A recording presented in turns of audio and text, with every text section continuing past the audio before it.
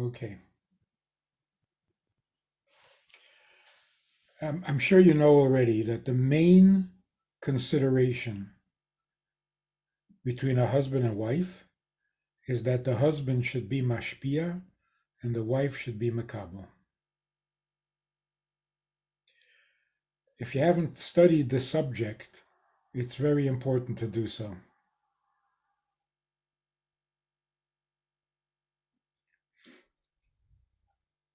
Because that is the essence of the relationship. Torah says about women that el ishech chukosech, a makabel has a chuka. A makabel waits to be makabel. There's a hunger. The mashpia, on the other hand, has pleasure and feels fulfilled and like a real mensch when he knows that he is being mashpia and satisfying that hunger.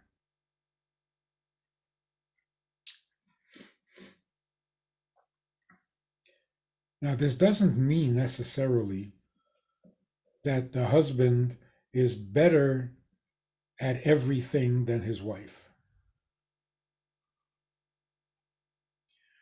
Very often, the wife is better at handling money, keeping the checkbook, paying the bills. But it should never be that the wife is doing that because she feels that the husband is incapable. In other words, she is taking his responsibility and replacing him. That creates a problem for everybody. But if the husband gives that responsibility to his wife and she is doing it for him, then the balance of mashpia and mekabel remain healthy.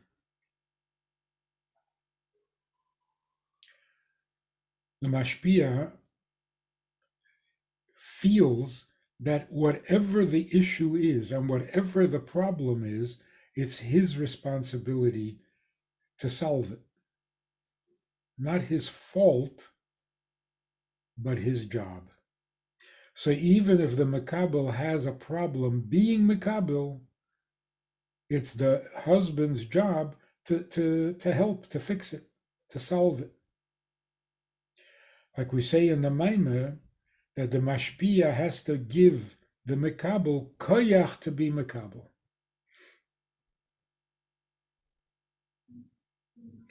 And the way that the Mashpia gives the Makabel the koyach to be Makabel is by making her feel completely safe.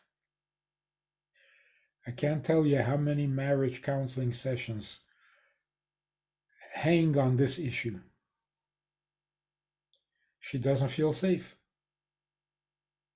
She feels that whenever there's a problem, he's going to run away and hide. And she's going to be alone with the problem. Feeling alone means that the marriage did not work or is not working.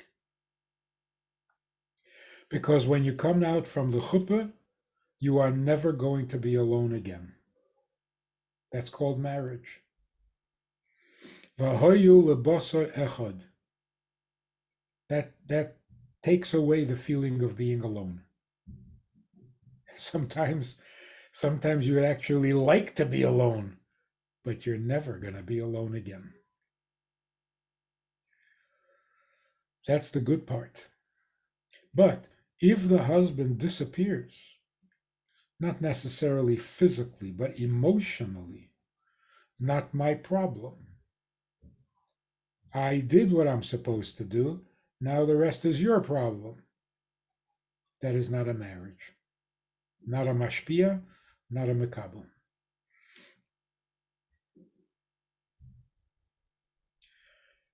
Every marriage, unless there was a physical and medical problem, Other than that, it was always a problem with the mashpia not being mashpia and the mekabel not being mekabel. And that's partly because we are influenced by the world. We're influenced by what we read and what we see and what we hear. And the message or the attitude is that a husband and a wife are equal partners. Equal partners means I do my half, you do your half. So if I think I did my half and you're not happy, well, then it's your problem. But of course, the truth is that there is no 50-50, half and half. And there are no equal partners. Marriage doesn't need a partner.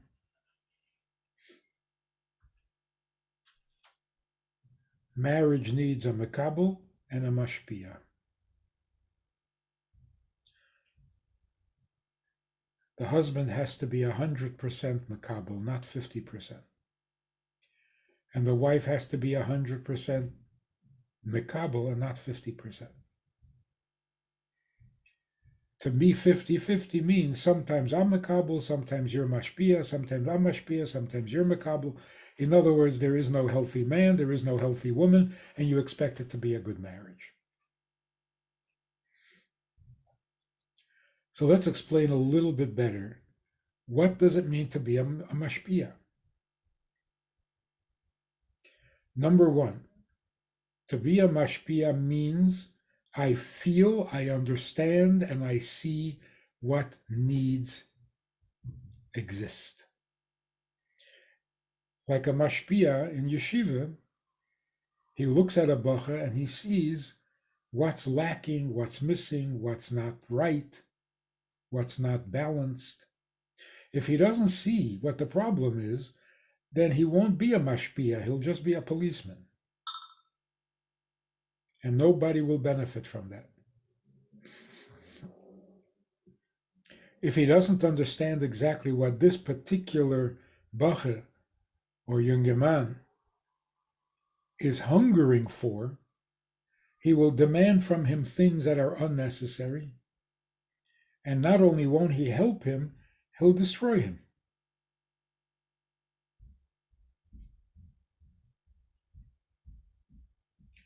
So the first thing is a mashpia understands or feels the hunger. So he knows what needs to be provided, what needs to be given. He is the giver. But he can't give just whatever he wants. So you can't sit here and decide what your wife wants. What does a wife want? She wants jewelry. She wants you to wash dishes. That's destructive. The only way to know what a wife wants is to hear it from her or to see it in her. It doesn't always have to be verbal. It doesn't have to be teveya bepeh. But if you say something and you see your wife got upset, now you know where the sensitivity is. Understand it, take it seriously, and be considerate. Something that makes your wife happy, now you're getting to know her. But pay attention. So it's very strange when a husband says to me, "What can I do to make my wife happy?" Well, you're asking me. As if you can't find your wife to ask her. A man who is a mashpia gets to know his wife's needs. He doesn't wait for her to beg, demand, scream. He pays attention and he gets to know what gives her pleasure and what gives her pain.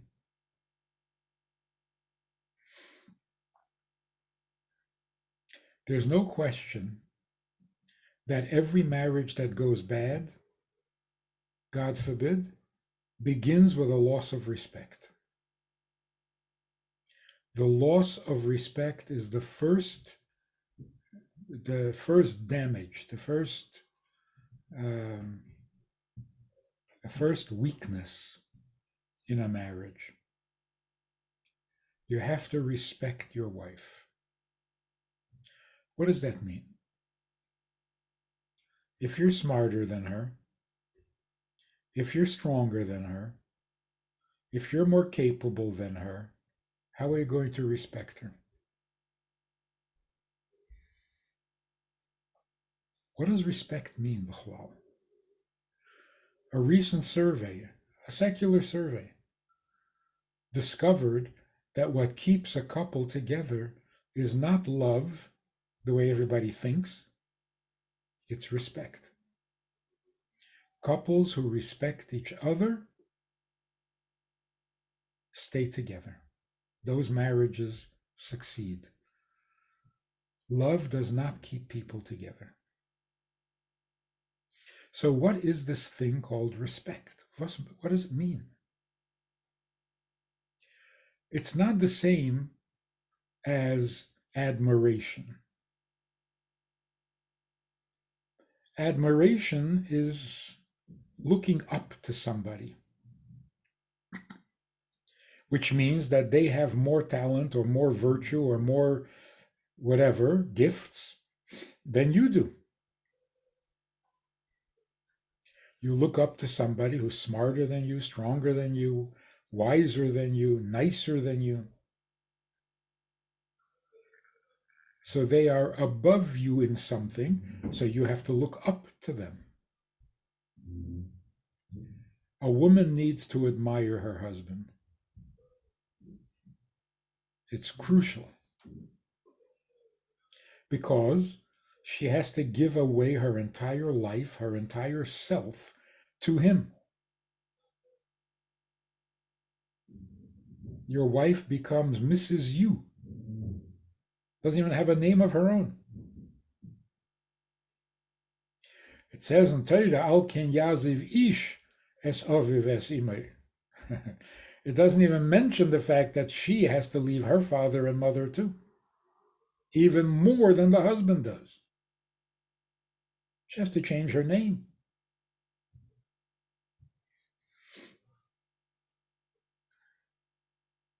So to be that completely committed to her husband, she really does have to admire him. She has to justify in her own mind why she's giving herself completely away to him. But respect is something else. Respect means not violating borders. Borders are a big subject these days. Borders between nations, borders between men and women. In other words, although you are married, and although you're going to share every part of your life with each other, including physical intimacy, there is still a border. She is she, and you are you, and you're not the same. She is an independent person, which means she has feelings that you don't have. She has opinions that you don't have. She has needs that you don't have. And you have to respect that.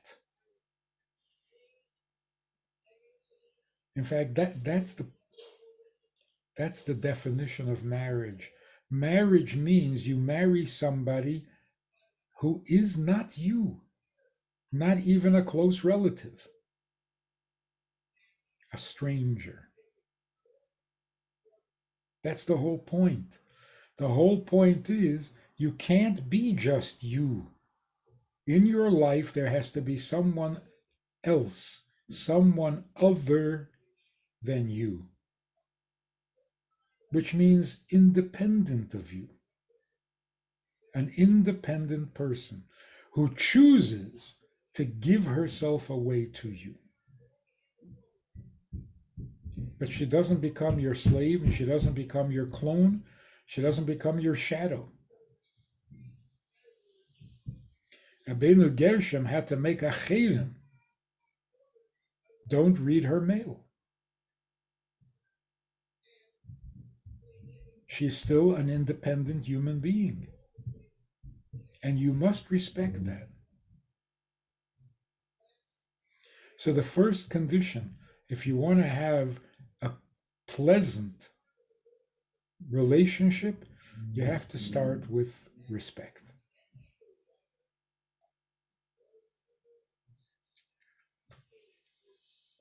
You listen to couples, if you think about your own parents and how they talk to each other. When you were a kid, were you comfortable with the tone, with the sound of their conversation?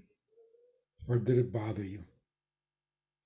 Obviously, a husband who raises his voice to his wife in a threatening tone, the kids are going to run and hide under the beds.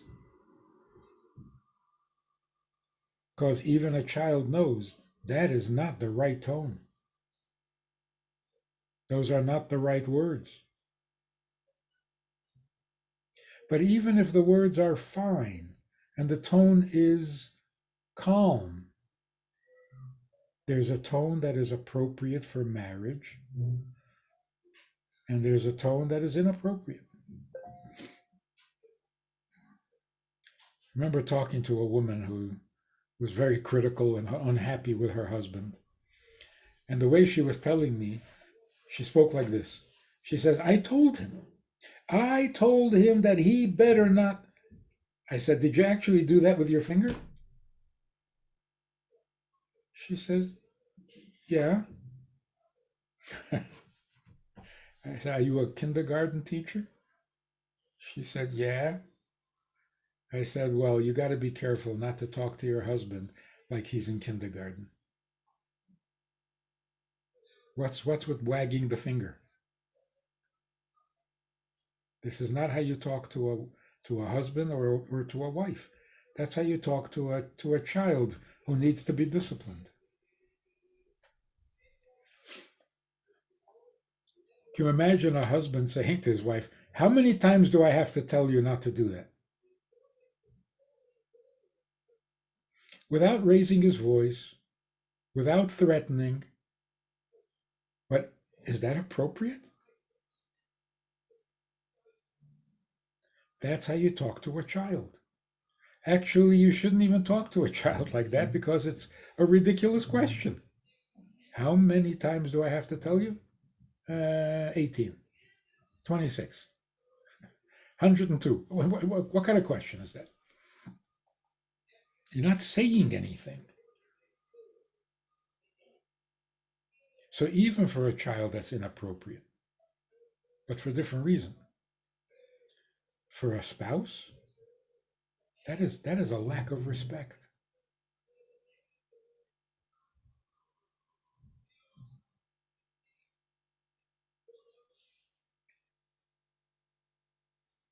Even calling each other from across the house.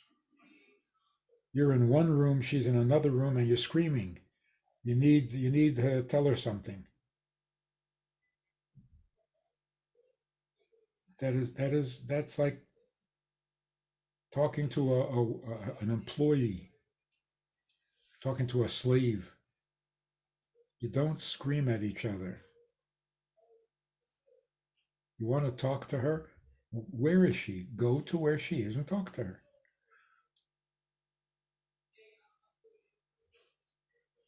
Unless it's an emergency and you can't.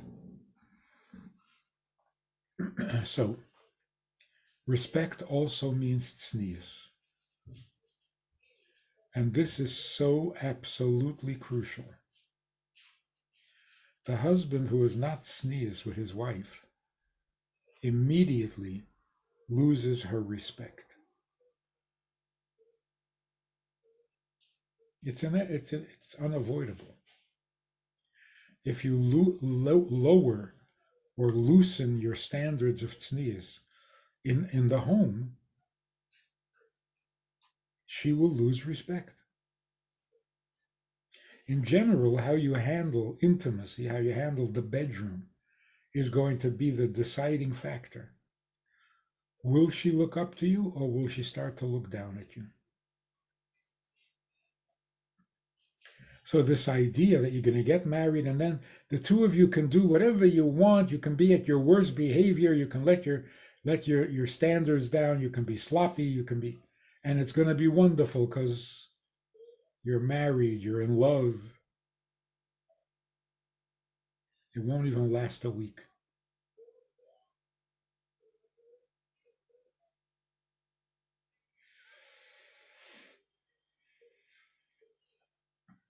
Out of respect for your wife, you never tell her that you can't handle the 2 weeks when you're not allowed to be together. Don't degrade yourself. Don't make it hard for her to respect you because she desperately needs to. Not only respect, but admire. So, how you handle that is going to make a huge difference in the tone or in the atmosphere of the home.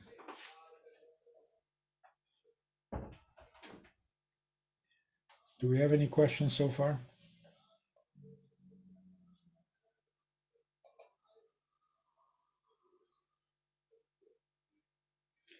Here's a question. A lot of times I feel like things that I'm passionate about or things I'd ordinarily speak with my friends are things that wouldn't interest her too much.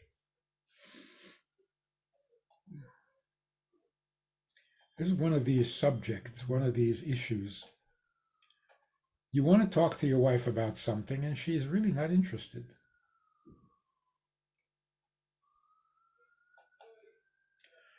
How are you supposed to feel about that and how are you supposed to handle that?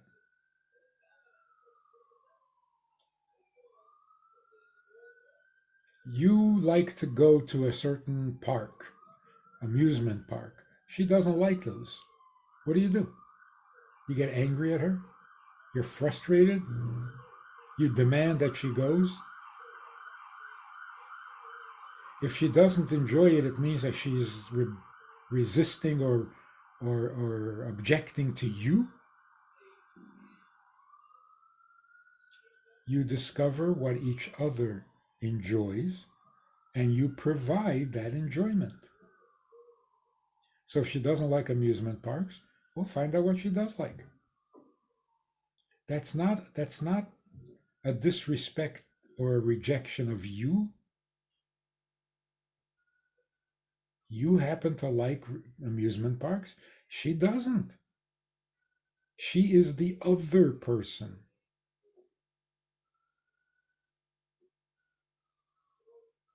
Same is true with topics.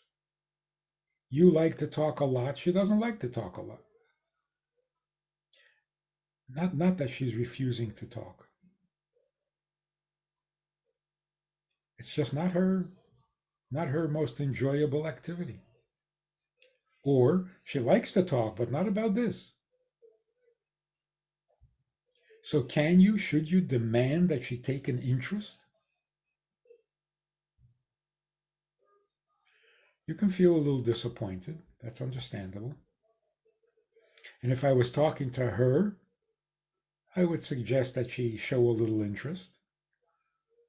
But that would be lifnim mishuras hadin.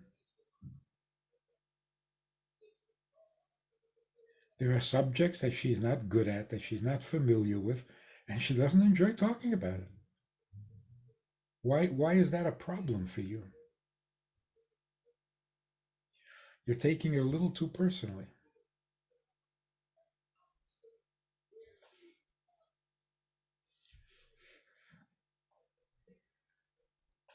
So, in general, a husband has to know that as much as he needs from his wife, as much as he depends on her, she depends on him much more. It's never just one way. It's always she needs you more than you need her. And you are there to take care of that, to provide that need. So, in a sense, you have to be a little a little more mature, a little more responsible.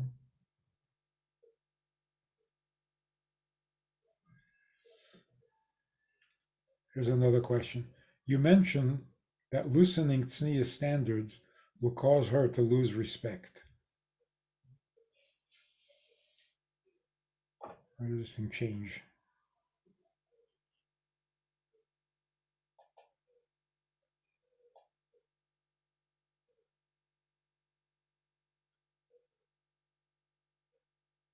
Yeah, that loosening tznius standards will cause her to lose respect.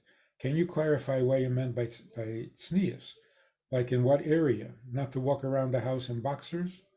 Yes, yes.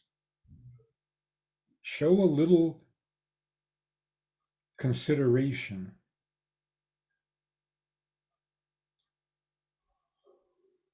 It's uncomfortable for her, and it should be uncomfortable. There's no reason to loosen the tznius. If you wouldn't walk around that way in front of a stranger, it's out of respect for the stranger.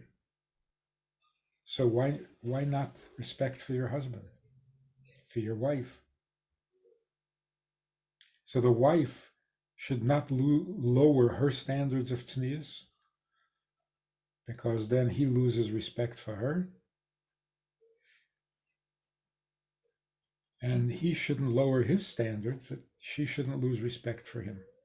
There's a famous quote, a famous saying that says, "Familiarity breeds contempt." Two people who become a little too familiar with each other, not only do they lose respect, but it breeds contempt. You become disgusted with the person. That's not even hate, it's worse. Where does that happen? In the bedroom. But if you're familiar with each other because you know what kind of music you like, and you know what kind of food you like, and you know what kind of colors you like, you're very familiar. You understand each other very well. You feel very comfortable with each other. That's great. That's necessary, that familiarity. So, which familiarity breeds contempt? The familiarity of loosening or lowering your tznius. I mean, behaving like an animal is not going to win you any respect. So, eating like a mensch, not like a chayero, running around the house like a baby,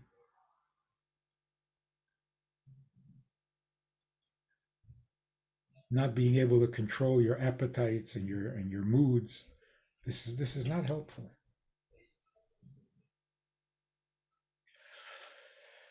Another question. You just spoke about the 2 weeks of not being able to touch, etc. I got married and Baruch Hashem within 2 months got pregnant.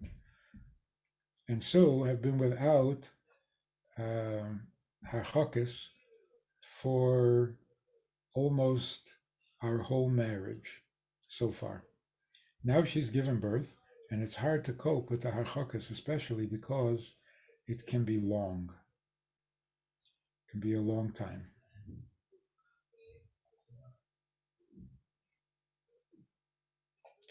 Yes, that's true.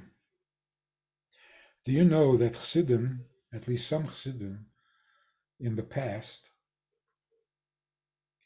tried to arrange, actually purposely arrange, that the chuppah should be a chuppas nida, because they didn't want the relationship to begin in the bedroom, which is very impressive. When the marriage begins in the bedroom and then she's pregnant right away, and it stays in the bedroom for 9 months, and all of a sudden there are harchokis, yes, it can be pretty shocking. But this is where you need to be the man. You need to be the husband. You need to be the caretaker. Telling her that you're miserable is not helpful. So, as hard as it is, it's worth the effort.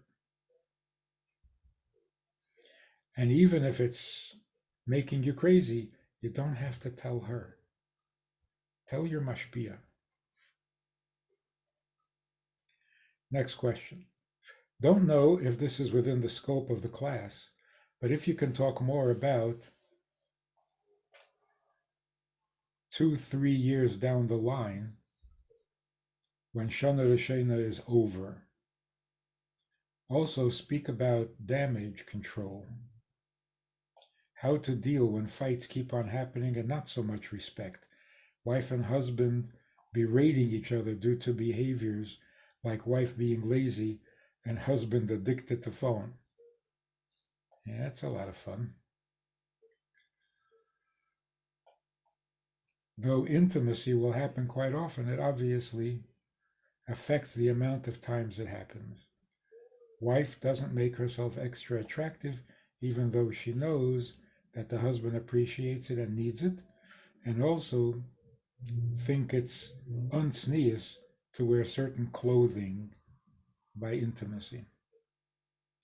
Number 4, wife likes sleeping together every so often, even though it seems from Alter Rebbe's takana of beds, etc., that it's not to be done among Chassidim. So let's try to be a little logical.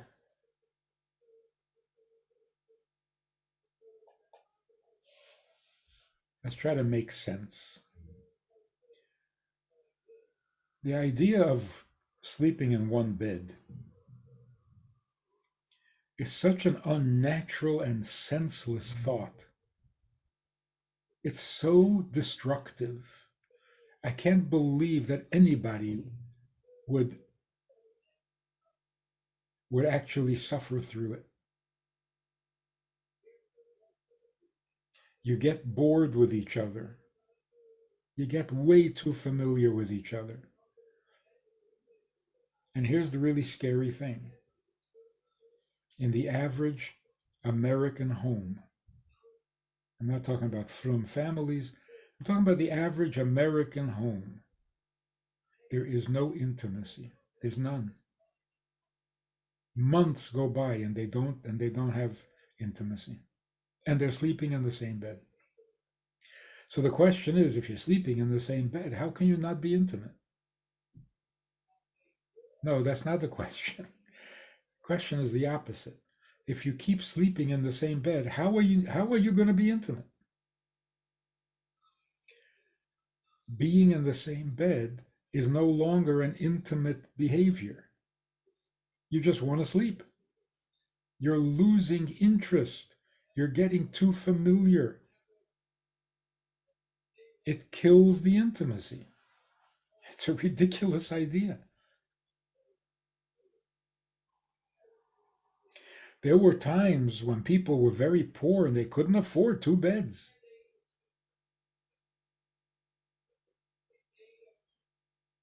Might not even be a bad idea to have 2 rooms. Certainly couldn't afford that. But kings, the aristocrats, the rich, they did have two bedrooms. Then the intimacy was real. If you're going to be intimate, it's serious, it's intentional, it's thoughtful. The king knocks on the queen's door. This is real. Not a lazy, sloppy, what the heck kind of intimacy. So the 2 beds is just such a sensible thing. First of all, it's respectful. Second of all, it doesn't dull you, it doesn't make you jaded. You get too used to being together without being attracted, without paying attention to each other. It is so nasty.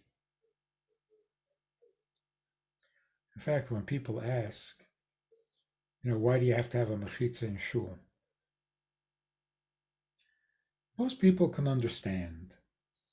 It's not a social event. It's not a party. And if you're sitting next to a woman, you're going to be distracted. Everybody can understand that. But the question remains, why can't husband and wife sit together in shul? So most people say, well, you can be distracted by your wife.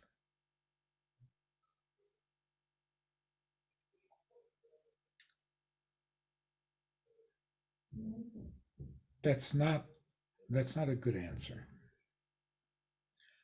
Let me see if this makes sense to you. There's no such thing as distracted by your wife.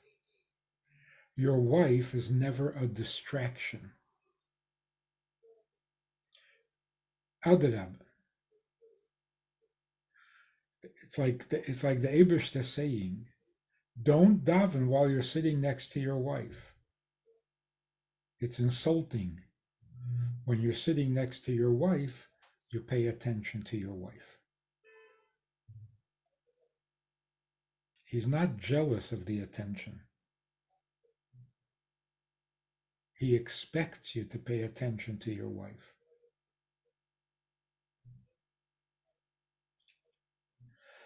Does that mean you can never daven side by side with your wife at home? Yes, if you both decide that you're both in the mood for davening, you can daven. But that's in the informal setting and the mutual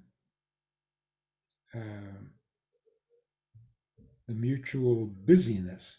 You're busy davening, she's busy davening. Yitzchak davened neichach ishtei. But that's because they were both into the davening.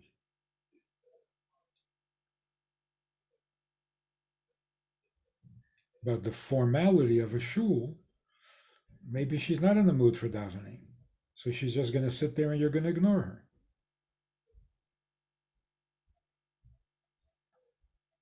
So the Eibishter is not competing for your attention. He's not jealous if you're paying attention to your wife. He decided that you should marry her. He chose her for you, and now he's jealous? Doesn't sound right. So here's the point.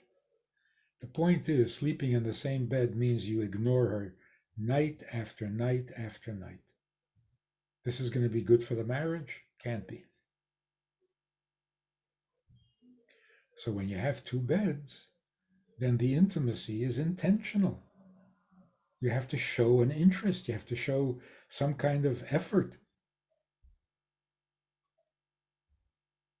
Once in a while, if you happen to stay in the bed, but if it becomes a habit, you're killing the intimacy. Every person needs a little private space. Her bed has to be hers.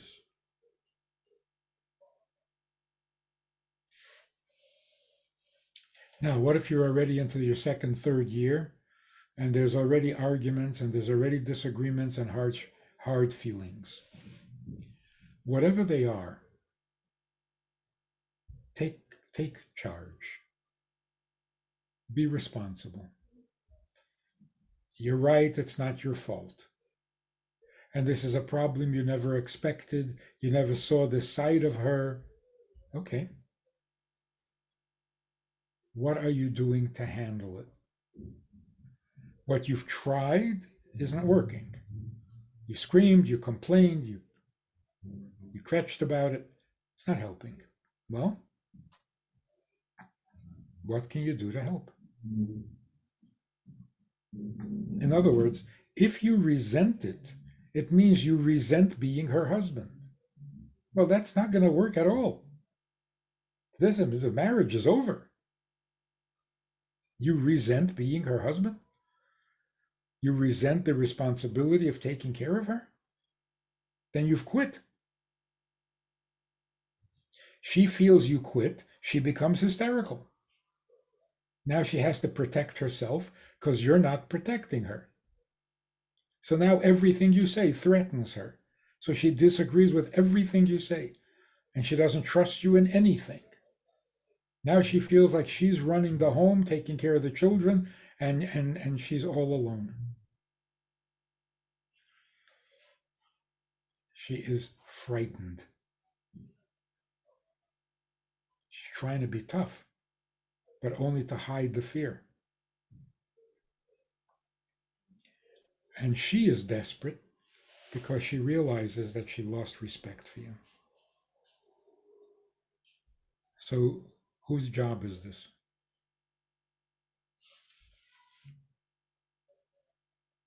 It is always the husband's job. There's a letter from the Rebbe that says that in most cases, almost all cases, when there's a problem between a husband and a wife, it's the husband's fault. That doesn't mean that the husband caused the problem. It's the husband's fault if he caused the problem, or it's the husband's fault that the problem is not getting solved. Because when the husband refuses to take charge, that messes up the whole relationship. You're not the mashpia that she's looking for. Now she can't be makabel from you anymore.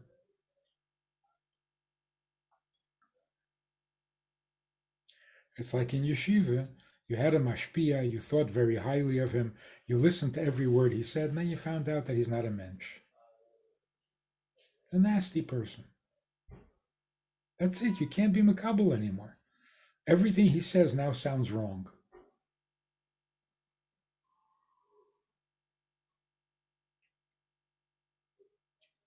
Can you fix it?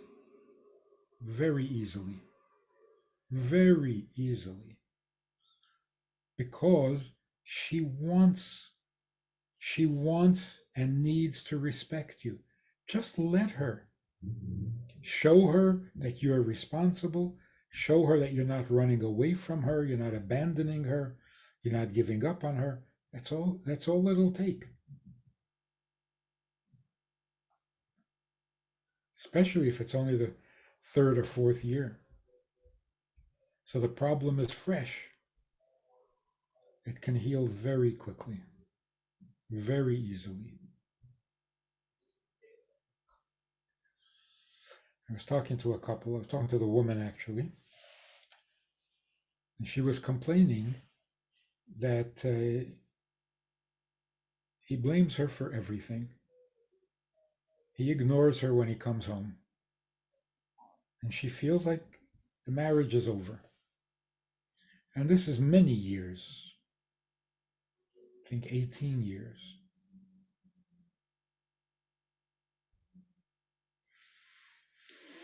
So we could go through months and months of meetings and talking and counseling but after that first meeting, I simply said, when he walks in the room,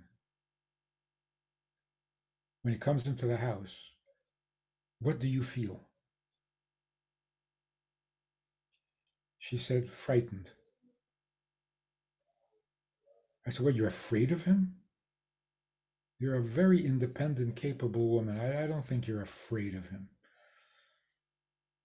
So she says, yeah, what I feel when he walks in is disgusted.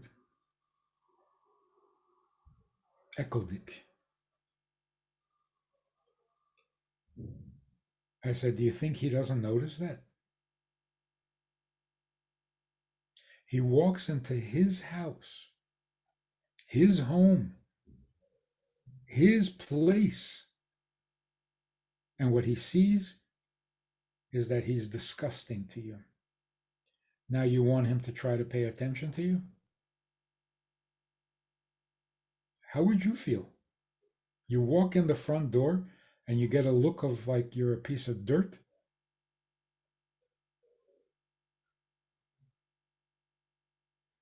Anyway, she texted me 3 days later. She says, I can't believe how different he is. And all I'm doing is looking at him with Rahmanis when he walks in instead of disgust.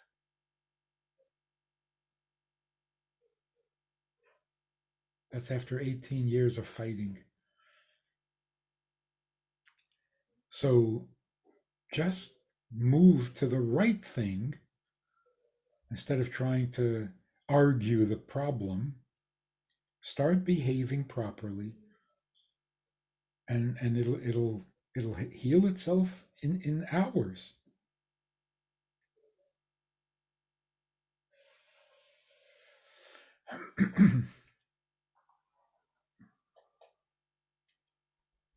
Let's see.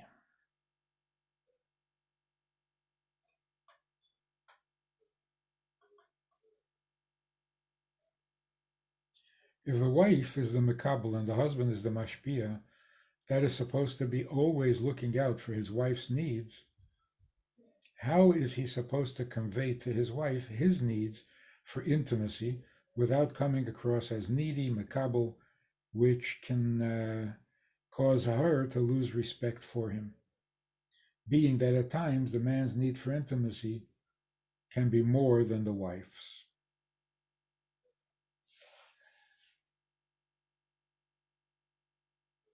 There's nothing embarrassing about wanting intimacy. She doesn't lose respect for you.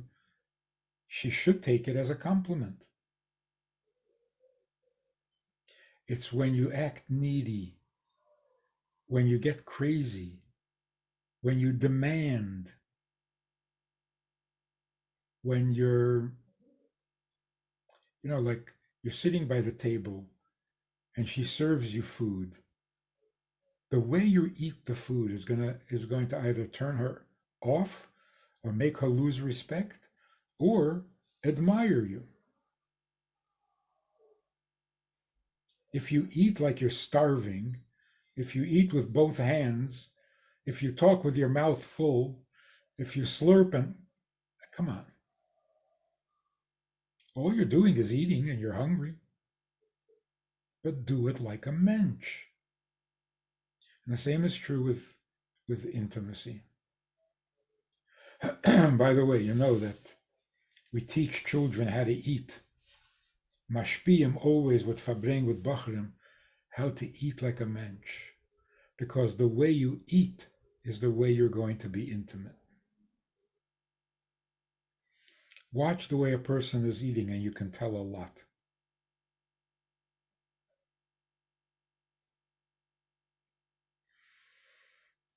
I remember Rabbi Tenenbaum. We were in Bedford,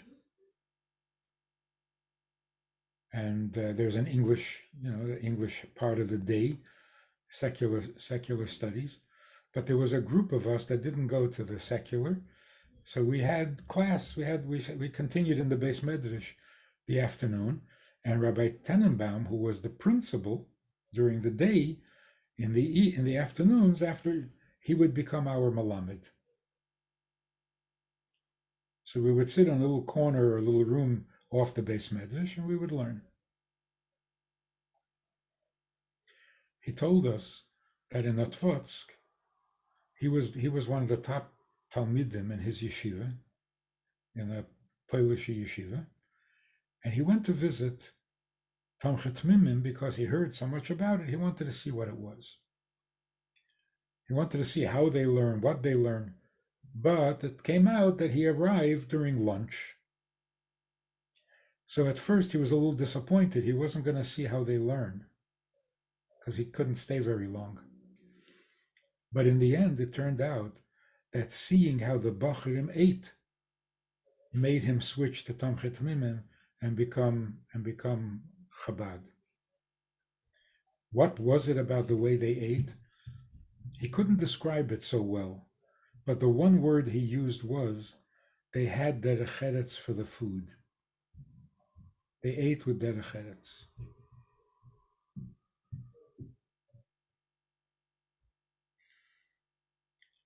You can see a melamed teaching kids. You can see whether he has derech eretz for the kids.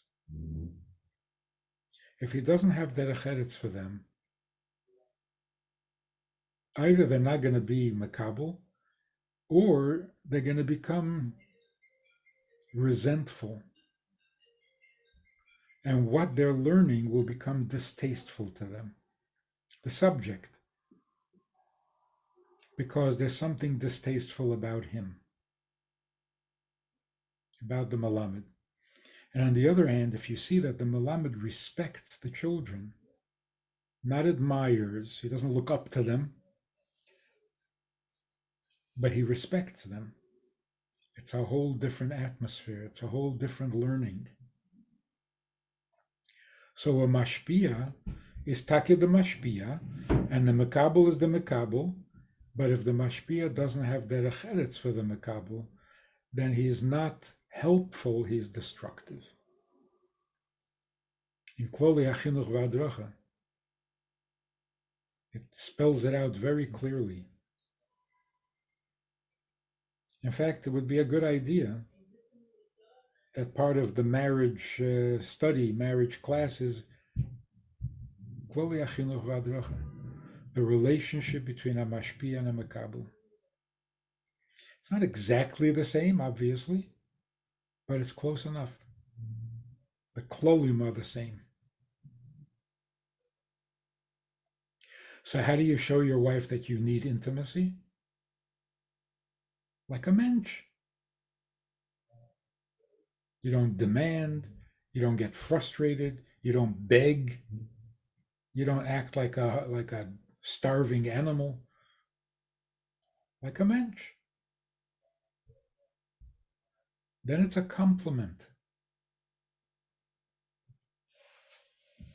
In general, look, let's talk practical. It's very hard to tell a man how to behave in the bedroom because you're talking about passion, you're talking about taiva. It's very hard to say what you should do and how you should behave because you're not talking about a Beinani from Tanya.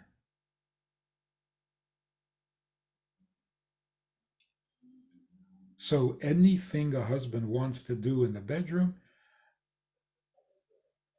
is allowed. But you got to hear this. Allowed is not impressive. Allowed is not impressive. When a college teacher asks me, are a couple allowed to take a shower together? I don't like the question.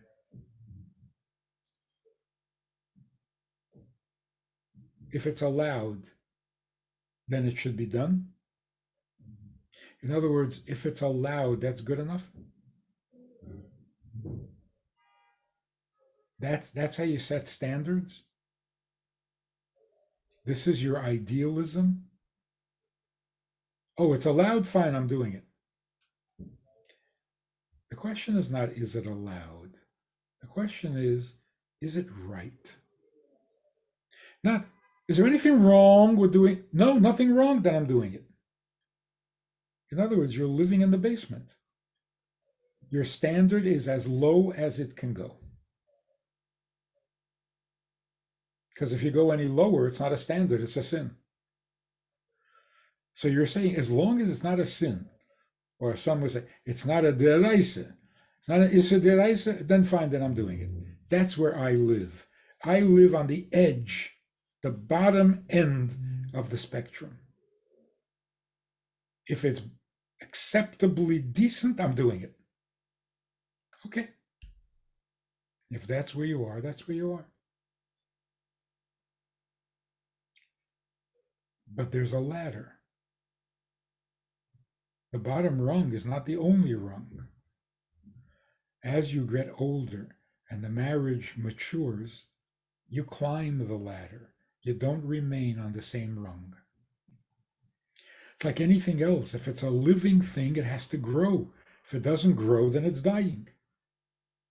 Tznius between husband and wife is a ladder. You start off on a certain rung. It doesn't have to be the lowest. You start off on a certain rung. Over time, you climb higher. The beauty of it, the elegance, the edelkeit increases, not decreases. So maybe for the first year, for the first 2 years, you were pretty low on the ladder. No. So grow together.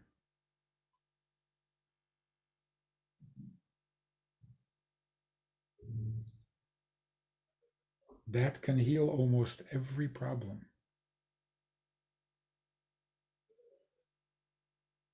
So how do you express your desire? Like a mensch. And if her answer is no, then you take it like a mensch. You don't grovel, you don't beg, you don't get violent, you don't scream.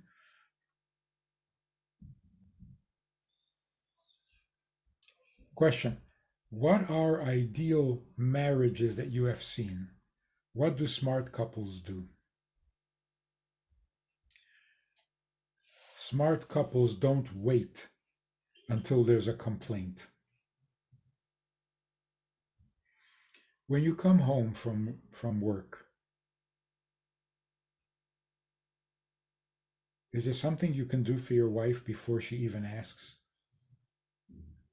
Are you bringing something home that you know she'll enjoy? Did you think about her during the day and on the way home? What you can do to make her life better and happier? That's what you're there for. To invent, to discover all sorts of little ways of making her life easier and better. Somebody asked me once, "What is with these frum people? You treat women as if they're such incapable, miserable, dependent. You have to take care of them and protect them. They're not babies." The woman asking this question was a powerful CEO of a rich company.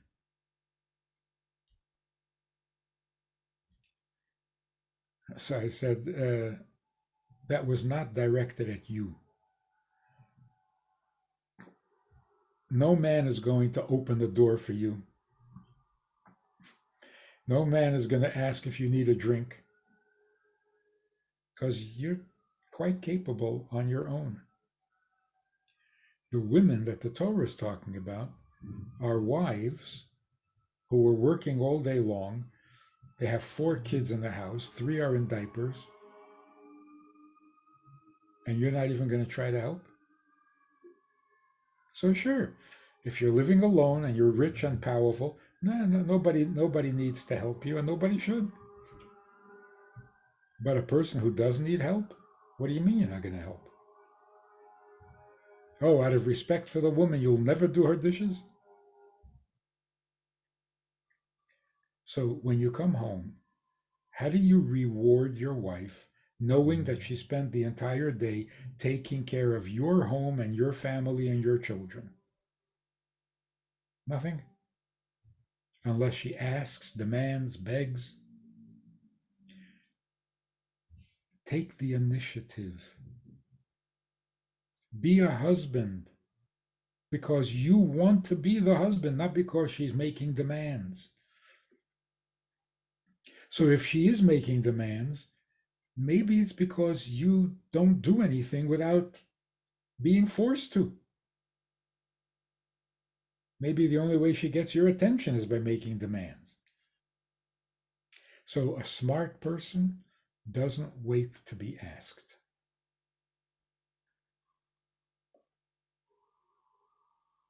Do your own thinking.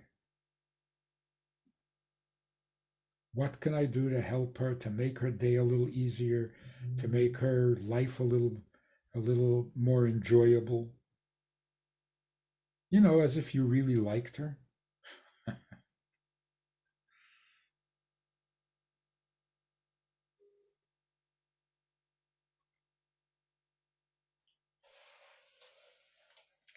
Here's a question. Are you saying that if husbands take care of the issue, that will also end up affecting her and she'll try to fix her issues? There is absolutely nothing a wife won't do for you. Nothing. as long as she knows that you enjoy being her husband. If you give her that security, what's called the simachas ishtay. What is it in the first year, the Shana Rishona? He doesn't go to the army, he doesn't go to work, he doesn't leave town. Why? He's busy. The simachas ishtay. How do you make somebody happy? What do you do? A whole year? Buy her gifts every day? How do you make her happy? If you know what she needs, then you know how to make her happy. What does she need? She needs to know that she is absolutely safe in your hands. How can she be safe in your hands? If you worry about her more than she worries about herself. If you will do for her things that she wouldn't even do for herself. And husbands are always saying, I don't tell her what to buy. I give her the money. She can do whatever she wants with it. That's not nice. It's like, I don't want to hear about it. Here's money. Do whatever you want. Leave me alone. She needs you more than she needs the money. So she goes and she spends a certain amount of money. She comes home and she tells you, I just spent whatever money on a. You say, yeah, well, whatever. Don't do that.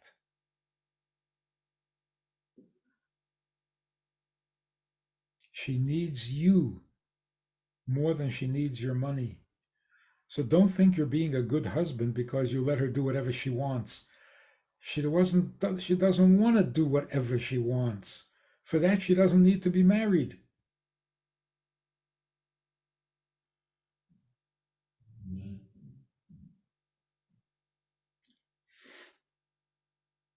So yes, if you take care of her, if she is secure in your hands, she will do everything for you.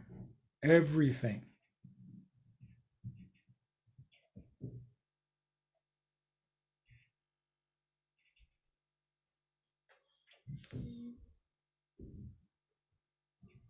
Okay. Now, what if she doesn't seem to understand that you have a different personality? Slower in certain things, last minute person, etc., but amazing in other ways. And she doesn't seem to understand it. And she doesn't seem to understand the challenges and the hardships of balancing work, life, etc. What do you do if your wife is a little disappointed? You can't help it. She's disappointed in you.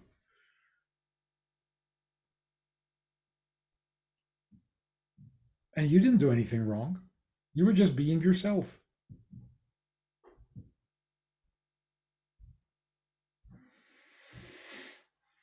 The main thing is don't be intimidated.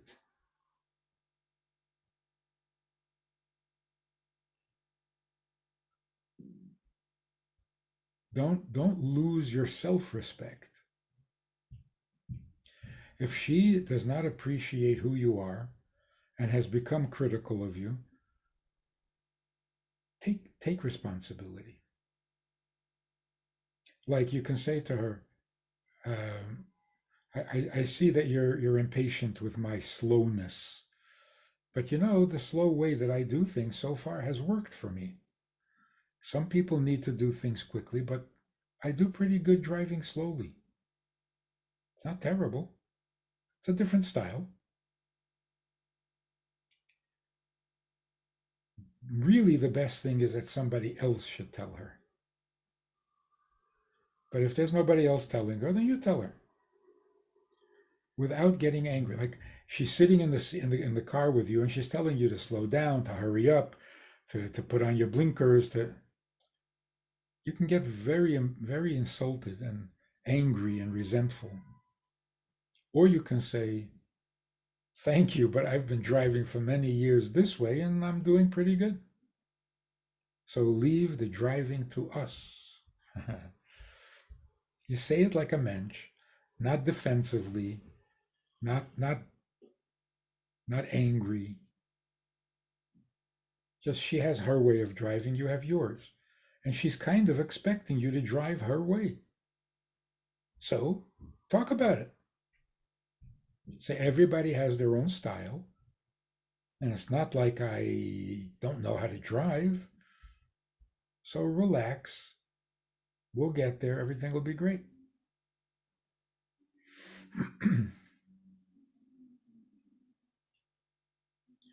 Somebody needs to advise the women, obviously. But right now we're talking about your side of it.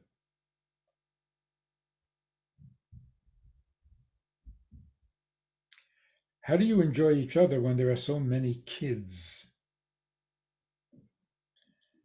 If there are so many kids, there are so many things to enjoy together.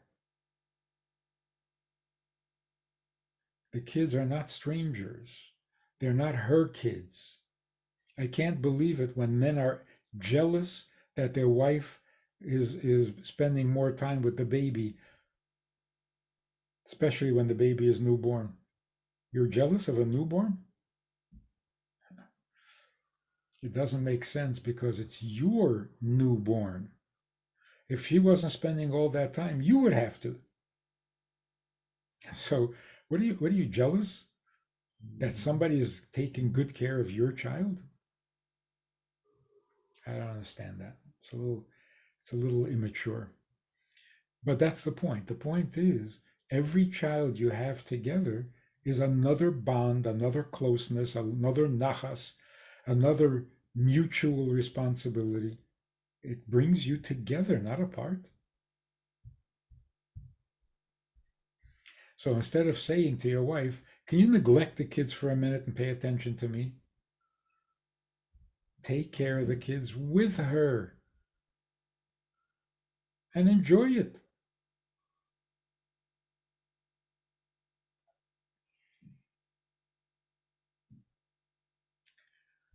How do I spark more interest in marriage? It's getting boring. And what does date night after marriage look like?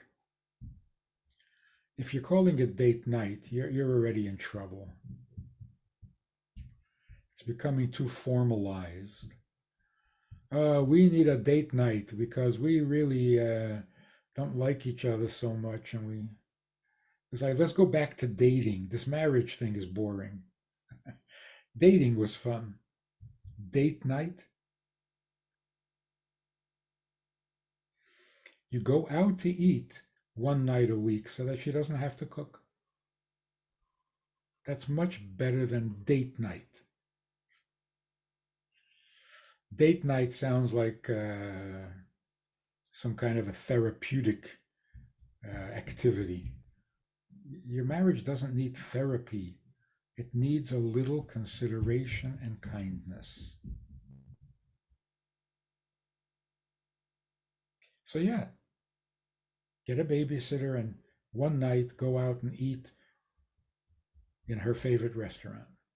Why? Because she'll like it. You need a better reason than that? So, what does it mean that the marriage is getting boring? Marriage is life. Is your life boring? Could be. People find life boring, usually because they're not using their talents. When you have unused energy, unused talents, it becomes like food that you don't digest, and it just sits in your stomach feeling heavy. You know,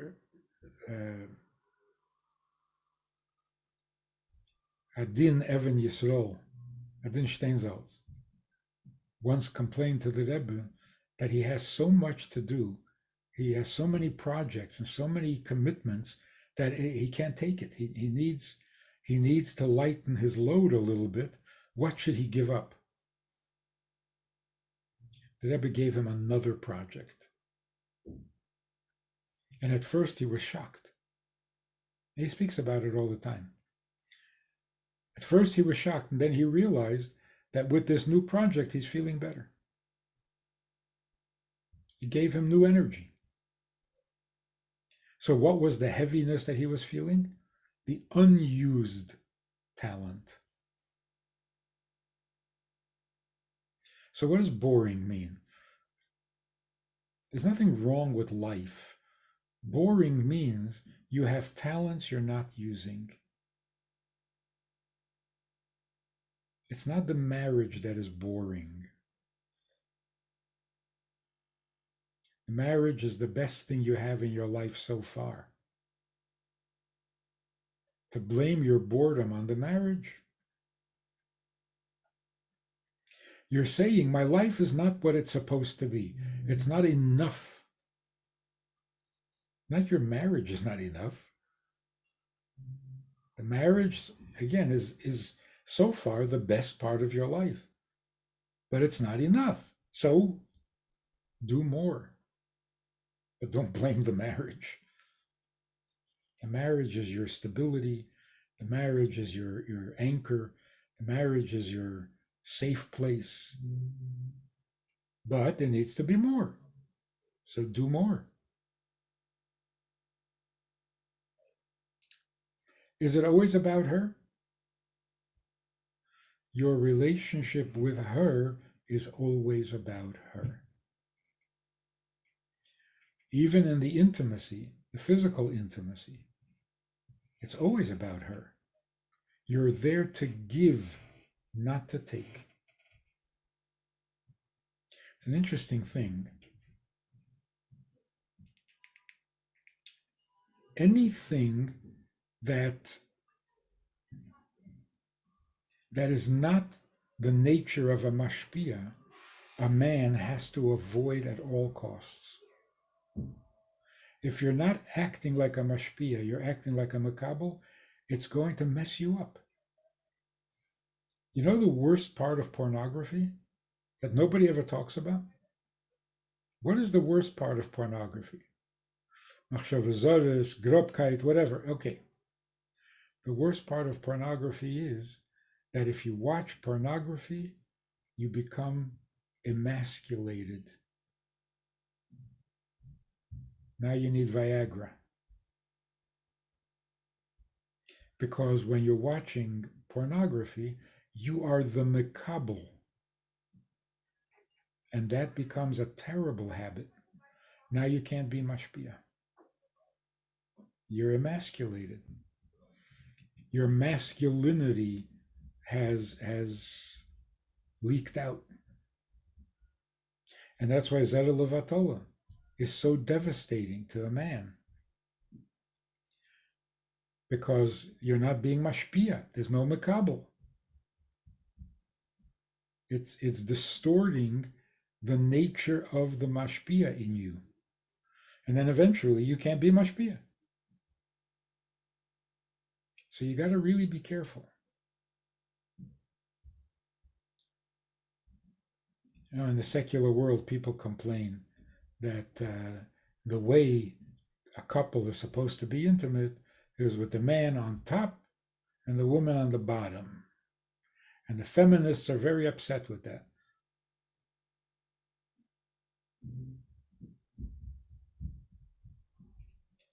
They're ruining themselves, the feminists. They have forgotten how to be makabel. They're frustrated and miserable about it. And they don't realize what they just did. They didn't permit themselves to be makabel, so they're all frustrated. They don't feel like a real person.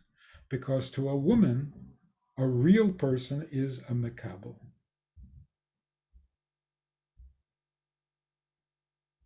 So what does it mean? Why does the husband have to be on top? It's not top or bottom. It's which way should you be facing. The man has to be facing the earth, and a woman is facing her husband. That's an insult to a woman. When you're making a baby, you have to be connected to your mocker. The man is min ha'adama, so he has to be facing the adama. The woman is from the man, ki min ha'ish lukacha, so she has to face her mokir. That's how you have healthy babies. But also, mashpia means milmaila lamata. Mekabel means milmata lamaila.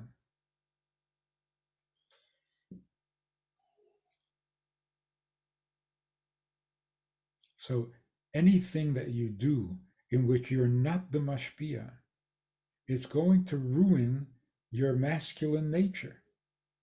It emasculates.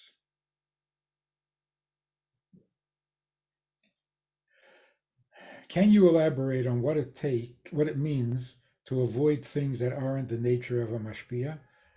And what if one's wife thinks that her husband should be doing those things? So let's try this again. The taivas that happen in a bedroom are hard to control. You can't make a rule that says you may not do this.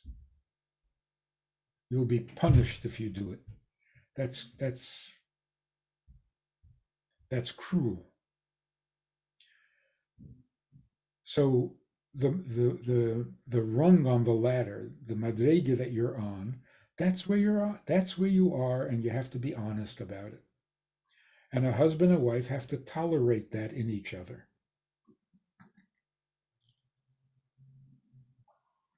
So if the wife is being frum and refusing to do what the husband wants, that's not correct. Isha ksheda esedet same baila. Now, if she can't do it, if she doesn't, if she finds it personally disturbing, then of course you don't force her. You don't rape your wife. But if she can, and she's just refusing because the Kala teacher told her or something, that's not right. But again, you can't force, you can't demand. But to make it a habit, to become careless about it, is really risky. Because the way you behave affects the way you feel.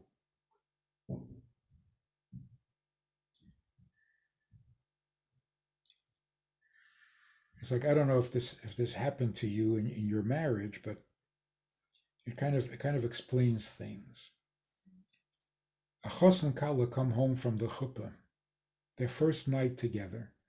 They come into the room, and the husband says, "So, what do you want to do now?"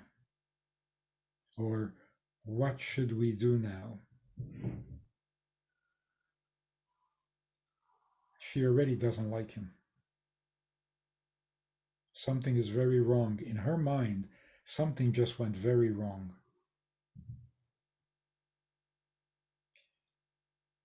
He's acting like a makabel.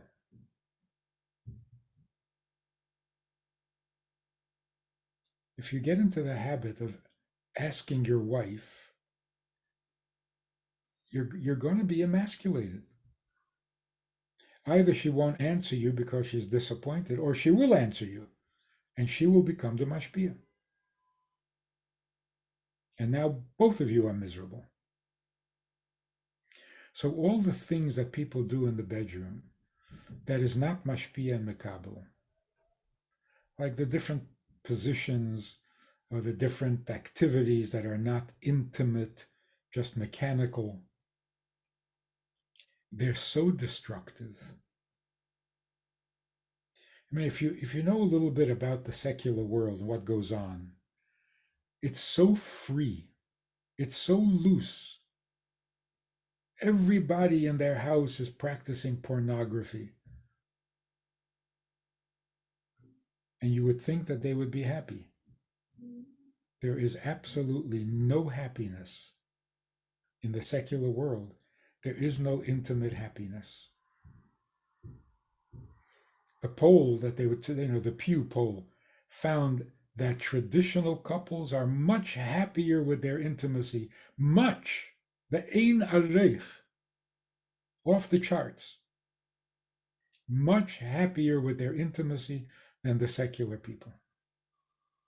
And the secular people can do anything and everything. That's exactly the problem. They do everything and anything, but not intimacy. Not what makes a man and what makes a woman a woman.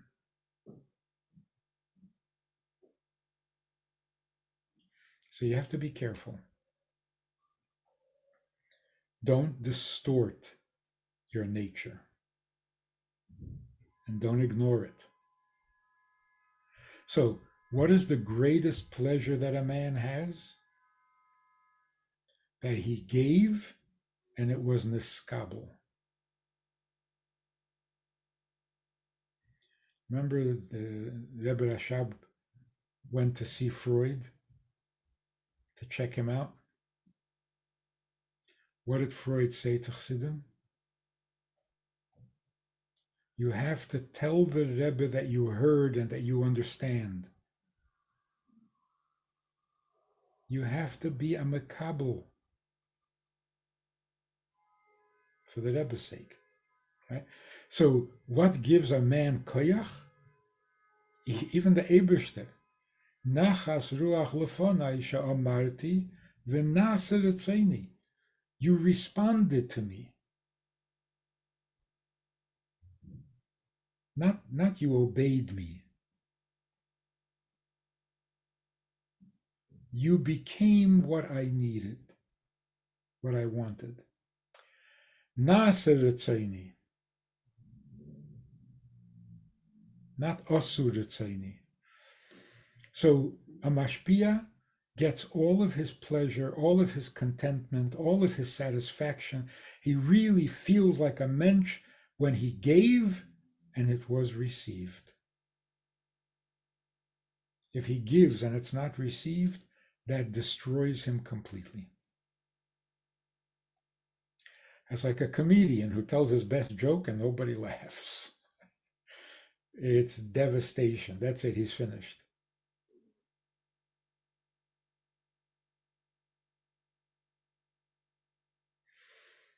If he gives up and he decides that I'm not a very good mashpia, so I'll become the makabel. I'll ask my wife what she wants to do in the bedroom. I'll let her take charge. Let her give me pleasure. It's always about her if you are a mashpia. Because you can't be mashpia if it's not her. Without the makabel, there is no hashpah. So yes, it's always about her. Not your life is about her. The marriage, the relationship is about her. But that's true in every relationship. If you have a relationship with the Rebbe, who is it about? All about the Rebbe. You have a relationship with the Eberste. What is the relationship? Einaid Muvade.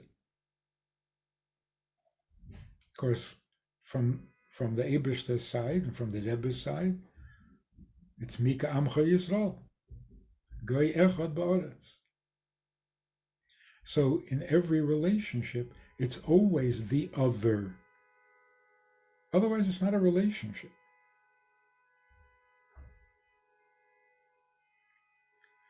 Question: how do I know that we have issues that are normal, not that we need real therapy?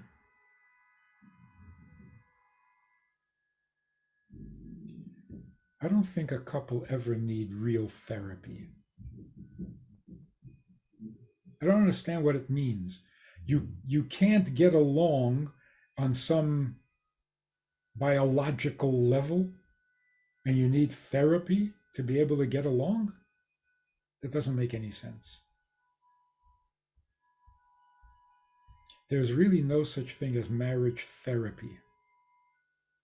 But There is personal therapy. A wife may need therapy.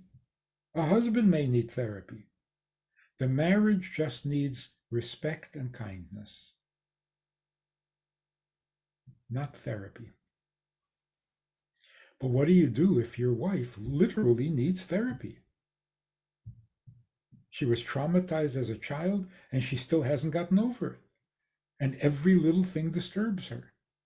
And she can't function and she has nightmares. This is the husband's job?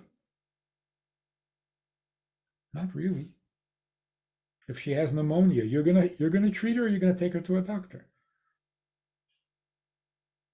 Personal therapy is often needed. Marriage therapy, there's no such thing. Stop looking at your wife with anger. Look at her with a little rachmanis, and everything is fine. For that, you don't need therapy. You need menschlichkeit. But if there really is an issue, this guy say, I hate my wife. She has a border personality disorder. If that's true, it's not always true, but if it's true, then it's like she has pneumonia. What are you angry at her for?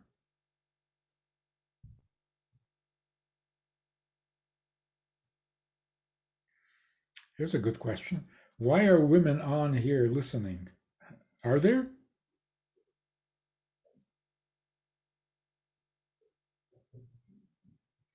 I don't know. Next question. What if she doesn't have interest in me and I'm trying my best? Well, can any woman not have interest in her own husband? It can't be that she's not interested. She's either attracted or she's turned off. Not interested is not an option. She's either feeling close to you or feeling distant from you. But there's no such thing as not interested. It's like saying she doesn't care. There's no way you can live with a man and not care. You either love him or hate him. You either feel secure or you feel frightened.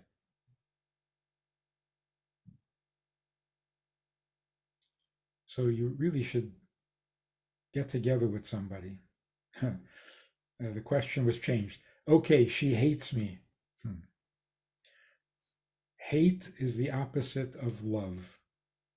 Where there is hate, there is also love, and you can switch it. So if she really hates you, she should talk to somebody, figure out what exactly it is. Is it correct? Is she seeing you correctly? Is she not seeing you correctly? Is there something you're doing that makes her hate you? Figure out what it is.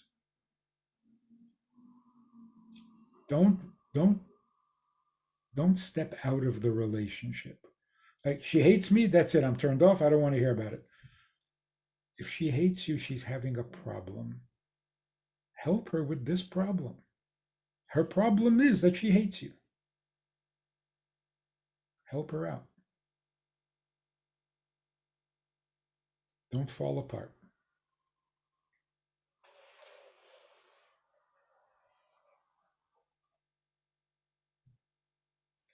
Question. I am married for 5 years and I'm always the one to initiate Tashmish. Is that an issue? No, it's not an issue. You should be the initiator. And as long as she is not refusing, then everything is fine. You don't have to be on the same wavelength of passion or of taiva.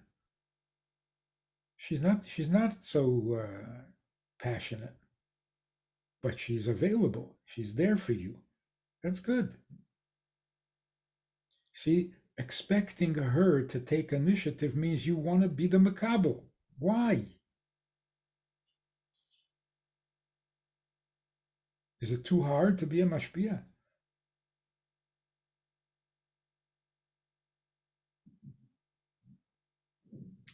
Why would a man not want to be mashpia?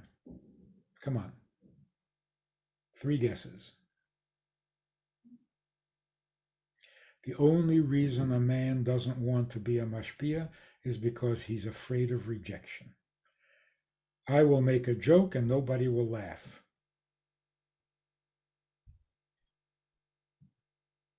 I will become passionate and no one will respond.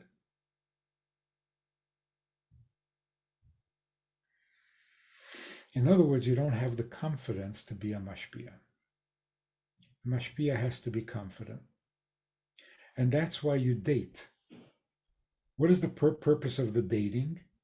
The purpose of the dating is to see whether with her you have the confidence to be a mashpia. With many women, you won't have the confidence. She's smarter than you, stronger than you, faster than you. Doesn't bring out the mashpia in you. But the woman you marry, it's because with her you feel like a mashpia. You feel like there's something you can do for her, that you can give her. And you have the confidence. When did you lose it? How did you lose your confidence? Whatever it is, you get it back.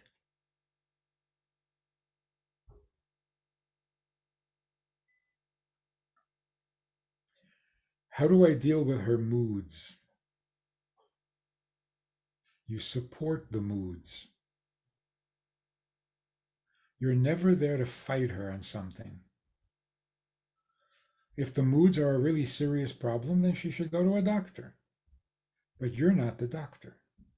You're not the one to heal her of those moods.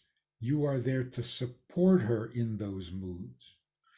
If she feels like she needs to go to sleep in the middle of the day, help her. Help her go to sleep. Don't say, why do you need to sleep so much? Hey, you're not the therapist.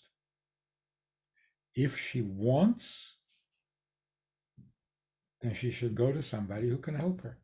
But you're there to support her, not to discipline her.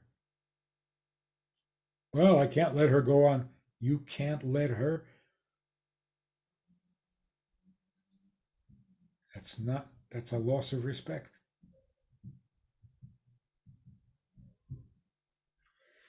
So just think like a husband and you will have a wife.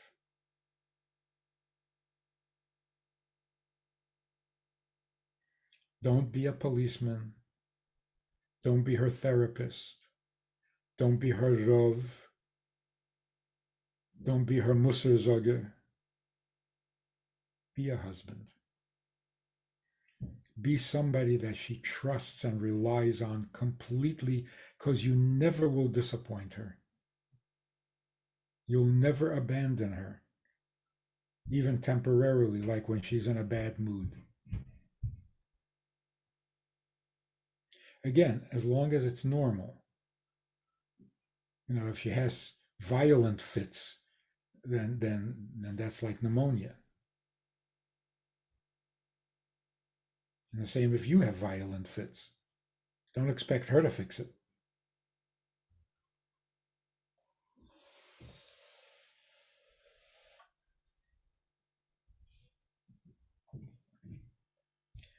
Okay, I never expected this roller coaster ride.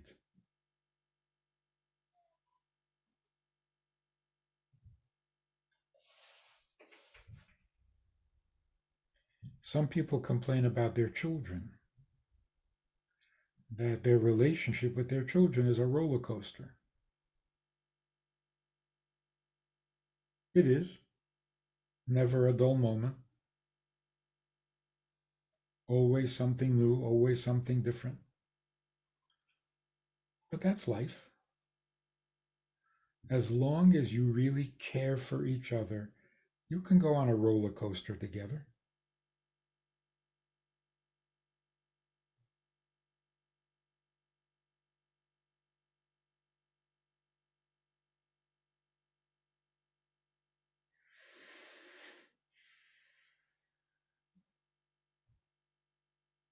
One more question.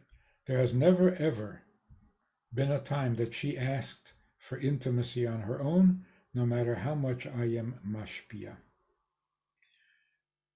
A mashpia gives what is needed. The mashpia who teaches his third grade students Shara Yichud Ve'emunah is not a mashpia. He's an abuser. Because he's forcing something on the students that they don't need to hear. They're not ready to hear.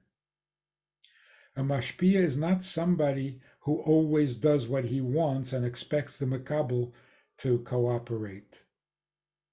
A mashpia is somebody who does what the makabel needs, provides for what the hunger demands. Now, of course, you always push a student a little further than their comfort zone. So you don't ask the Talmidim every day, are you in the mood to learn today, or otherwise we won't? No. We're going to learn.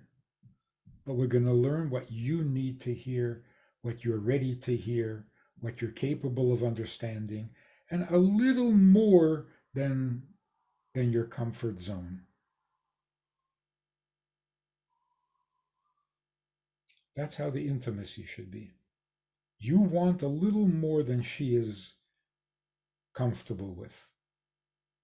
And that's okay with her.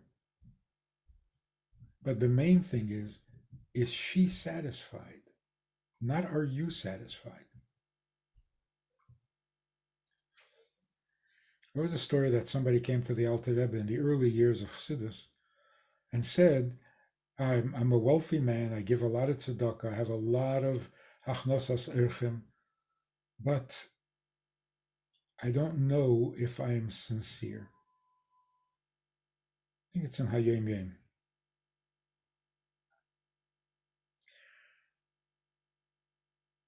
The Alter Rebbe's answer was, the hungry man who eats at your house, at your table, enjoys the food, appreciates the food sincerely. What more do you want? The rich man is the mashpia. A mashpia is bothered, disturbed by the hunger of the poor, and he wants to do something about it. So he provides food and feeds the hungry. Now this man comes to the Alter Rebbe and says, but I don't feel like I'm really sincere with a pnimius, with an emes. The Alter Rebbe's answer was, that is not a question for a mashpia. A mashpia's question is, what I gave the poor person, was it niskabel with an emes? Did it work? Did it solve the hunger? If yes, I'm successful. I'm perfect. Do I have to have a feeling that what I did? No, not necessary.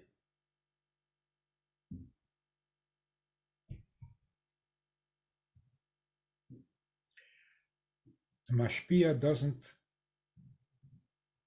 introspect.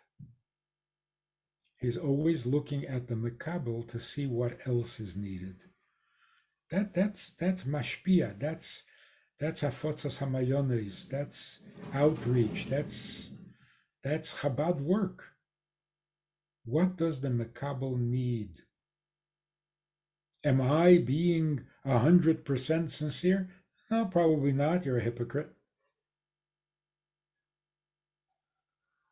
But that's not the opposite of a mashpia.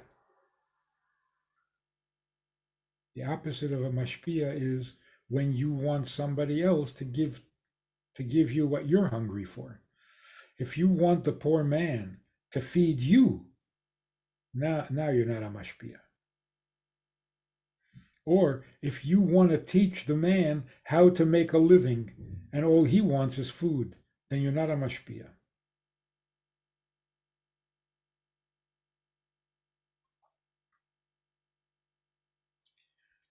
Now, if you have needs, and who doesn't, there are places, there are times, and there are relationships in which you are the Makabel. And that's why the Rebbe was saying you have to have a mashpia.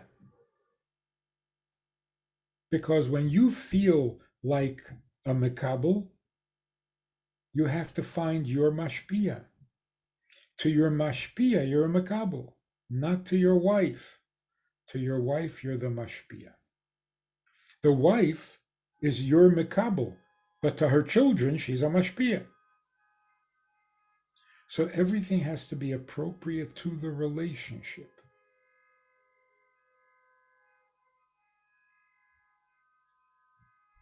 If you learn a Maimer Chassidus, or you went into Yechidus, and you know what it feels like to be Makabel, now you can go home and be a better husband.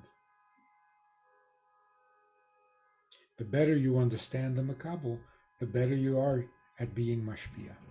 But don't become the Makabel in your marriage. You feel needy? Talk to your Mashpia, not to your Makabel.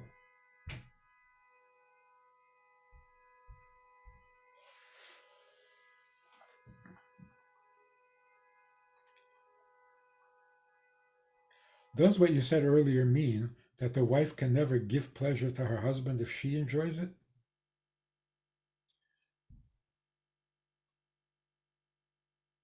I didn't say never. Let's not use those words. Never, always. You gotta in this area you have to be flexible.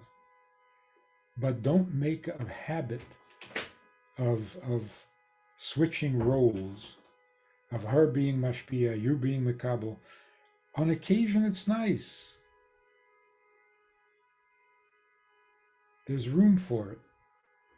Mitalmida yesa mikulam. In some way you're makabel from your from your makablim. But don't lose yourself.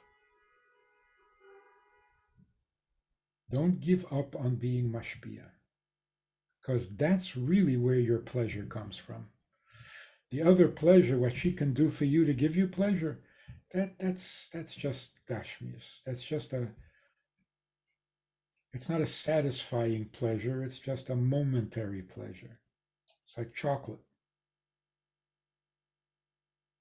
It tastes wonderful, but it doesn't do anything for you.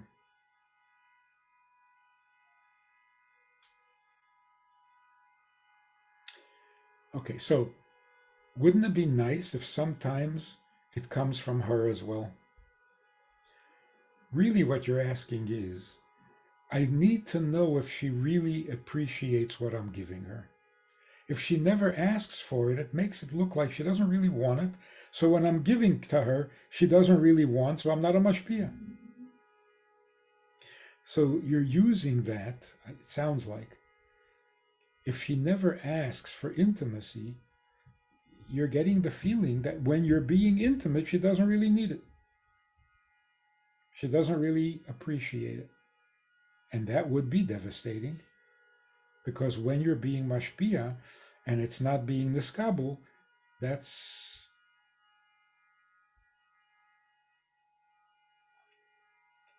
like erva inan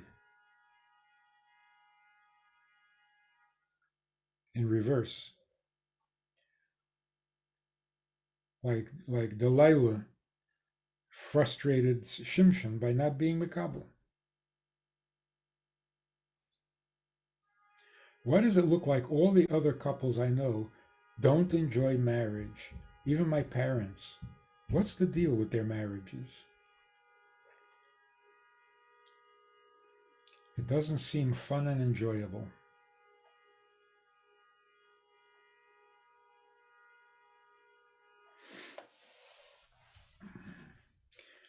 Even in those unhappy couples, the marriage is the best thing in their life. Why aren't they enjoying it? Very good question. Very good question. It's the best thing in their life, and they're not happy with it. But it's not the marriage that is to blame. It's either because he's not mashpia, she's not mikabel properly, or because they've lost respect.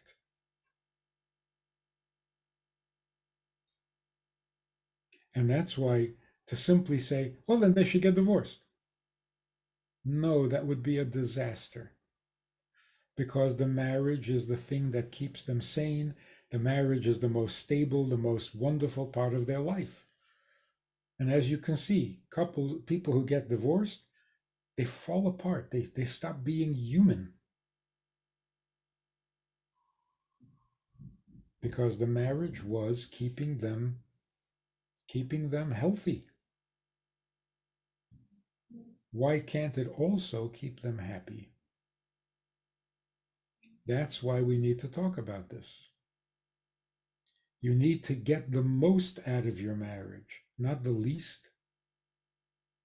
But the marriage is always wonderful. The fact that you're married. You just have to make it as good as it can be. And it can be. About the initiative, I saw, I believe, in an ad that that a couple should talk about how they arrange the initiative.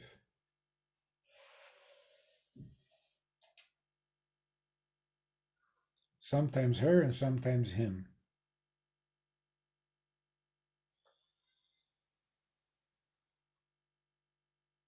How does that work? It's not a good idea. It's an American mishigas. The husband has to be the husband all the time, and the wife has to be a wife all the time. Again, other than on occasion, an exception to the rule.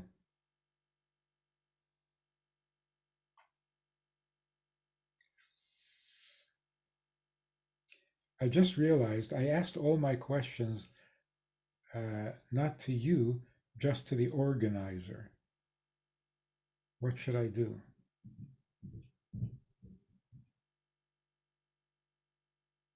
You mean about why women are listening?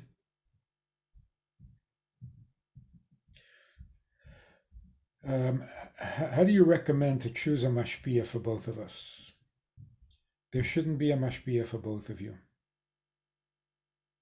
Your mashpia should be private, should be just between you and the mashpia, and her mashpia should be private to her.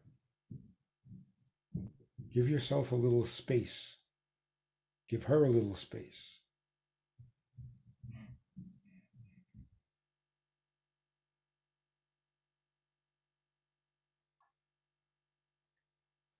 Okay, here's an important question. How does being mashpia or leader work with disagreement? She says, you always do what you think, etc. Meaning, on the other hand, the husband is also a partner and you got to work things out. In other words, he can't just do what he wants because he's a mashpia. Though I know you don't like the partner perspective in marriage. Of course, there's an obligation, not just privilege. A mashpia is not privileged that he can do whatever he wants. That is completely wrong. He can't do anything that doesn't work for her. What I'm saying is, not that the mashpia should always do what he wants. The mashpia should always take responsibility for what needs to happen. Never drop the responsibility. Never leave her alone with a problem. You're always there because you're always willing to take responsibility. Not you're always willing to take charge, to be a dictator.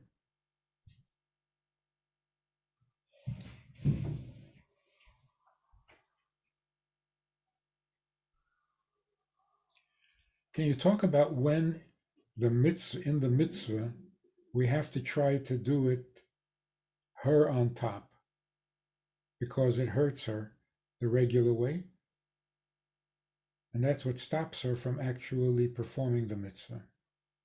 Otherwise,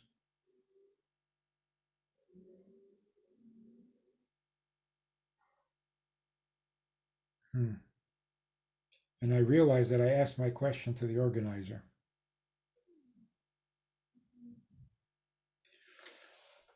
There's no question that if it hurts, you can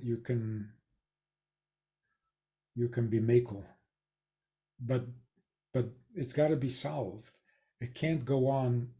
You can't live your life like that, because again, your mashpia role is being destroyed.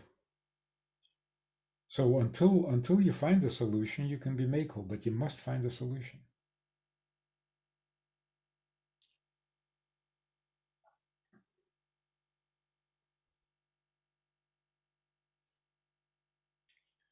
I don't get this question. Kindly give me some concrete ways for this week that I can do. Concrete tasks. Okay. What can we all do this week to make our marriages better? You can stop and ask yourself, am I generous enough with my wife? And generous doesn't mean money. Doesn't mean only money. Be generous with your time. Like, for example, people who came to see the Rebbe always commented on the fact that the Rebbe acted like he had nothing else to do, that he had all the time in the world for you, and it was only a minute. But he was generous with that minute. He didn't talk to you on one foot, looking at his watch. Be generous with your time. When you're talking to your wife, there's nothing else you want to do. There's no place else you want to go. There's no one else you would rather be talking to. You're completely there for that time. Generosity in time. Then generosity in space. Allow her into your space. Don't keep her at arm's distance emotionally. Be generous with your words. If she does something nice and you appreciate it, say so. Women desperately need appreciation, more than compliments. Men need compliments. Women need to be appreciated. Just don't take me for granted. That's all a woman wants. I'll do whatever I need to do, but don't take me for granted. Notice what I do and express appreciation. That's generosity with words. And then you have to be generous with your opinion. Don't be critical. Don't look for faults. Don't notice every little fault. Look at the positive. That's number one. Number two, respect. Check it out. Do you talk to her respectfully? I mean, respectfully. Don't talk down to her.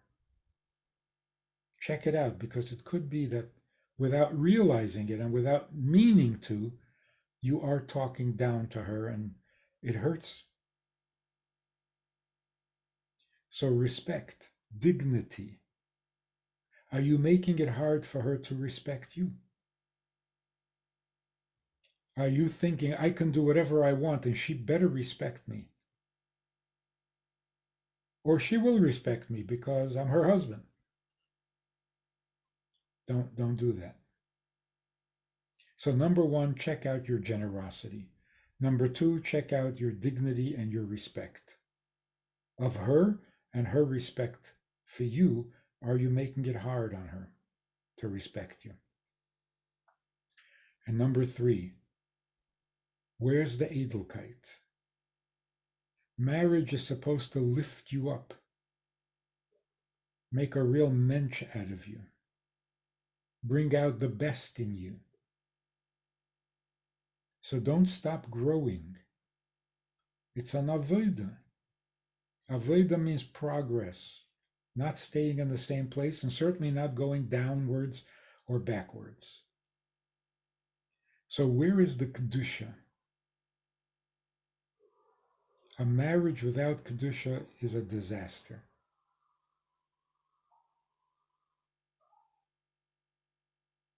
It's like the world without a Torah. It's going to be a churban. The marriage has to have a certain amount of Kedusha, a certain amount of realization that you're doing something that really human beings shouldn't be allowed to do. It's too important, it's too high, it's too holy. Making a baby? You're making a baby? You're allowed to do that?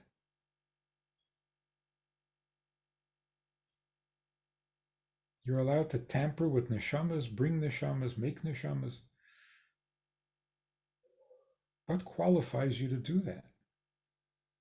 So realize that you're playing with fire. And it's a privilege. So that's the final thought for tonight.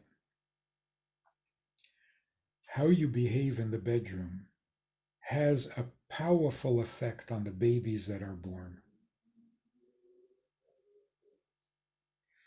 The secular world is just starting to catch on. The medical world, the scientific world, a fetus feels and hears everything from the moment of conception. Even thoughts and feelings just before conception. So when you're doing the mitzvah of Pru Revu, you want to do your kid a favor? Then pay attention. What is the best way to introduce a neshama into this world? What is the best way to bring a baby into the world? With which machshavas, with which kavanas, with which feelings? And that's why if you're a little bit drunk, you should not be trying to make a baby. It's not good for the baby. If you're angry at your wife, don't make a baby out of anger. You're going to have an angry kid on your hands. If you've already decided to get divorced, you're not even allowed to stay in the house because you might make a baby and the baby is going to be disturbed and torn in two directions. So out of responsibility for the baby, make sure that the intimacy is good enough for the baby. So I remember hearing the story about the Kotzker Rebbe. I heard it when I was a young teenager and it left a big impression. The Kotzker Rebbe was pretty much isolated in the last years of his life. He stayed in his room and was Heche van Welt. So the Chassidim thought that the Rebbe wasn't really paying attention. But one Shabbos afternoon, the Kotzker asked where a certain Chassid was who usually would come that Shabbos, and he didn't come. So somebody said that he's having a problem with his business, and he's upset, and he's depressed, and he couldn't come. And the Kotzker said, He? No. If he would have a problem with his business, he wouldn't get upset and he wouldn't get depressed. It's not his personality. He would be here and he would fix the problem. Chassidim were a little bit amazed that the Rebbe knew the Chassid so well. So they said, Rebbe, what about another Chassid What is his personality? How would he handle a crisis? And the Rebbe described him with intimate detail. They went from one to another until finally somebody said to him, Rebbe, what about your son? The Kotzker said, do I know my son? I know with what machshavos I invited him into this world.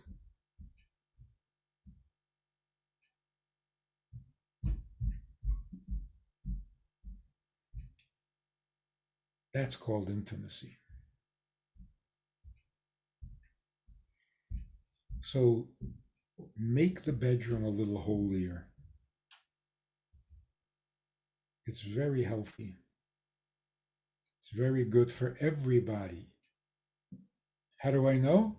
Because if it's good for the baby, then it's good for the mother and it's good for the father. If it's not good enough for the baby, it shouldn't be good enough for you. Is that being too idealistic? Is that trying to be a malach? No. It's simply treating marriage the way marriage needs to be treated. It's greater than a malach. No malach could do this. But we can. We can, we need to, and we get so much benefit from it. It would be foolish not to. Not overnight. Don't come home and tell your wife that from now on everything changes. Introduce the changes slowly, considerately, mutually agreeable. Raise your marriage to a higher level, which means raise yourself and your wife to a holier bedroom. You won't regret it.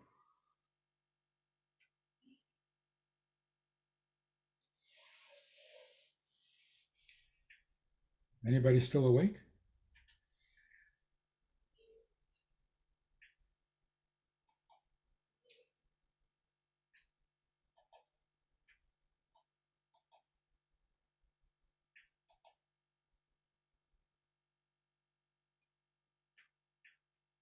Rabbi Blooming, are you there?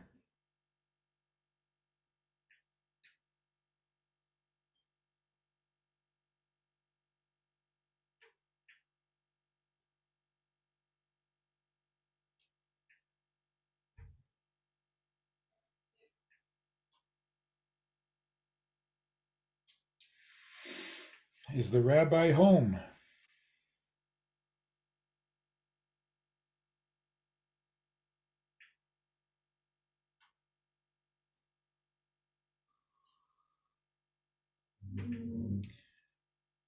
Well, thank you all for listening. The rabbi is here. Thank you for the opportunity. Thank you for the mitzvah. And we should all have healthy, happy, holy marriages. It's the only way to fly.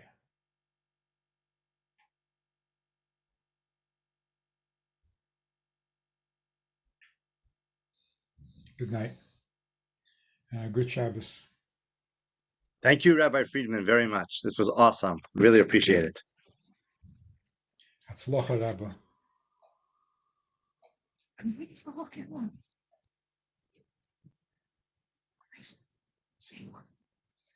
It's not